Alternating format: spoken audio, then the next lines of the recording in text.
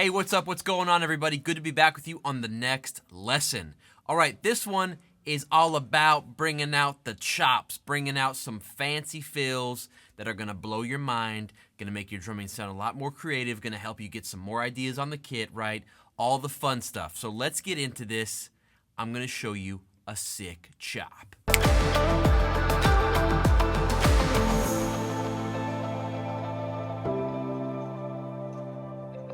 Okay, I know that was a dramatic intro, but in all seriousness, this is something that I really like to use. I find myself playing it all the time. It's just so fluid to move around the kit, so I really think it'll be useful for you, and you'll make it your own, and you'll come up with your own ideas with these patterns. So I'm gonna think of this fill, this chop, in 16th notes, and it's gonna take up a full measure. And we're gonna break it down into 2 8-note groupings, one chunk at a time, so it's easy to follow. Okay, so the first 8 notes of this is kick, left, right, kick, kick.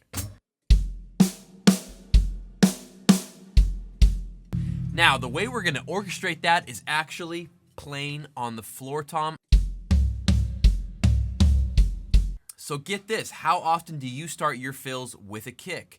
Most of the time we're gonna start with our right hand because that's what we're used to, that's what we're comfortable with. But try starting these fills with your kick drum. You can do a lot with that. It changes up the format of the notes that you're gonna play, so you're gonna land in different places. It's very fun, it's a very good way to switch it up and to try something new. And notice I'm playing left, right, not right, left. It'll make sense in a second, but just get that down first with me so you have it in your brain. Not hard at all, right? Remember, these patterns are simple patterns. We can all learn these patterns. It's a matter of actually making it sound good on the kit is something completely different. So let's go on to the second 8 notes. So the next part starts off with a left on the snare. We ended a right on the floor tom, so it's great because now we're alternating starting with our left. That's why it made more sense to end with the right on this side. Okay, so left on the snare, we're gonna be playing what is an inverted paradiddle, except the very last note is gonna be a kick. Let me show you what this looks like. Left, right, right, left, left, kick. Okay, and we're accenting that first left hand, and then we have another accent on the 4. So it's 3 E and a, 4 E and then with the kick drum. So here's what that looks like. Again, nice and slow. But what I want you to do is put that accented right hand on the floor tom. So here we go. Again. Now make sure to keep those other notes ghosted so we actually have some dynamic range in this fill. So both parts together.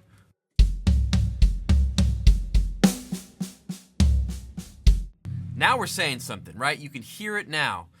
I'm gonna put my ears on, then I'm gonna play it at a couple different BPMs. Then we're gonna talk about different ways to move it around the kit. If you're on your kit, let's get into it.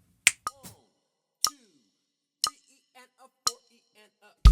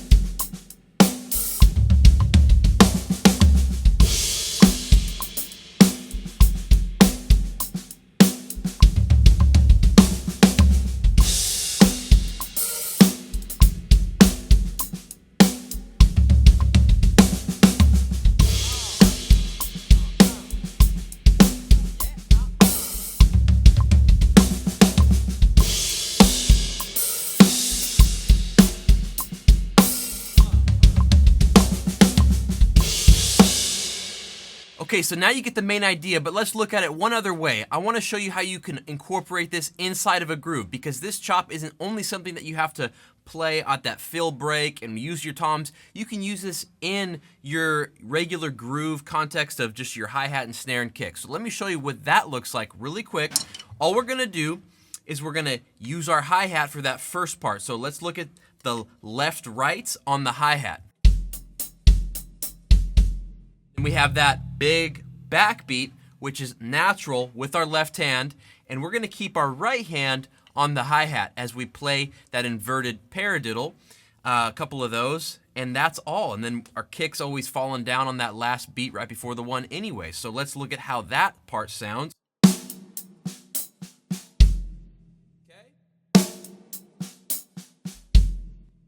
Left, right, right, left, right, left, left, kick, right? Same thing we were playing before. All we're doing is we're just putting our right hand, just like how we're playing grooves, right? So, both of them together.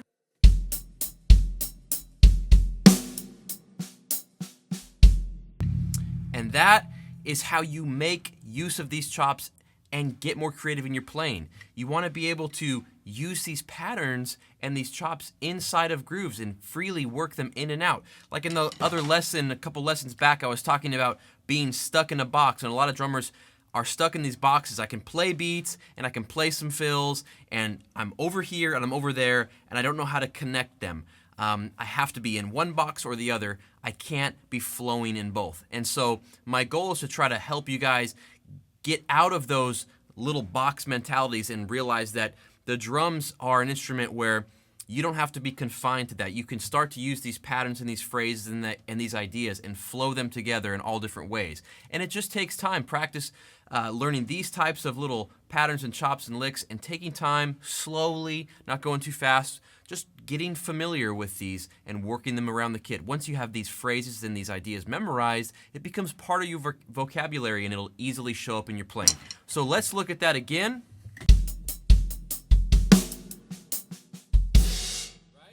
So we're gonna start that on the 1 because it's a 16th notes, just like the last time. And let's put this in the groove now.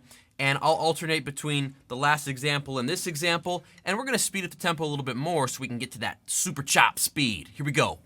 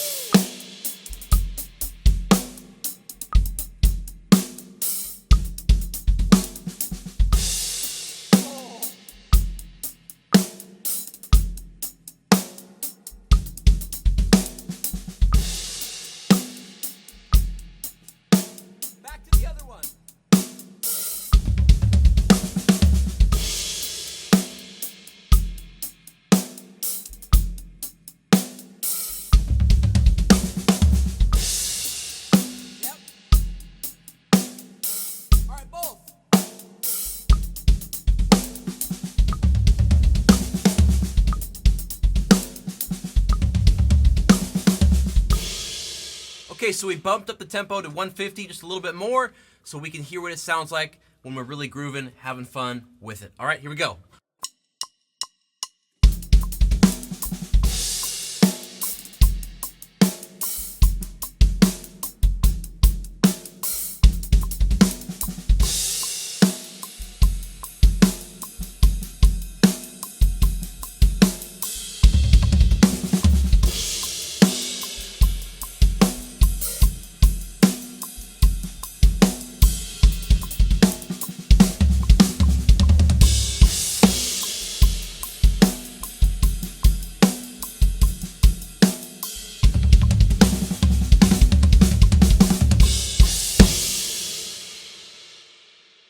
Okay, so I was just having fun there at the end, and the last 2 times I played it, I played a longer fill, added more notes at the end after it, because it is kind of a short phrase when you're playing 150 BPM.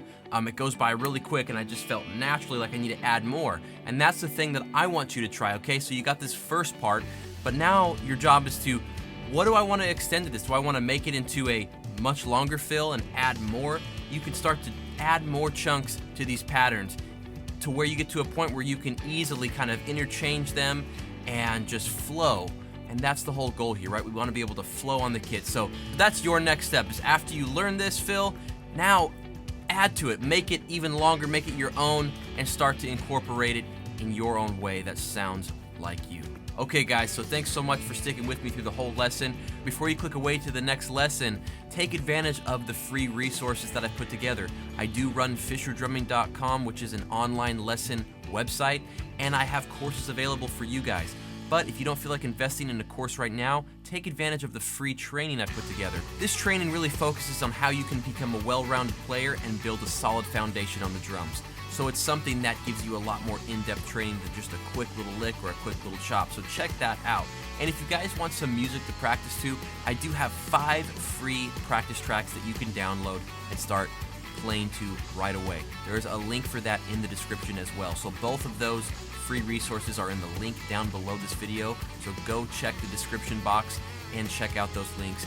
And thanks again guys for watching the whole video. If you made it to the end, I really appreciate that. That's super awesome. Please give this video a thumbs up, and please show your support by subscribing to the channel if you're new. It really helps me out. It helps me reach more drummers like you. Thanks guys. I'll see you next week on the next lesson. Take care and have fun. Bye-bye.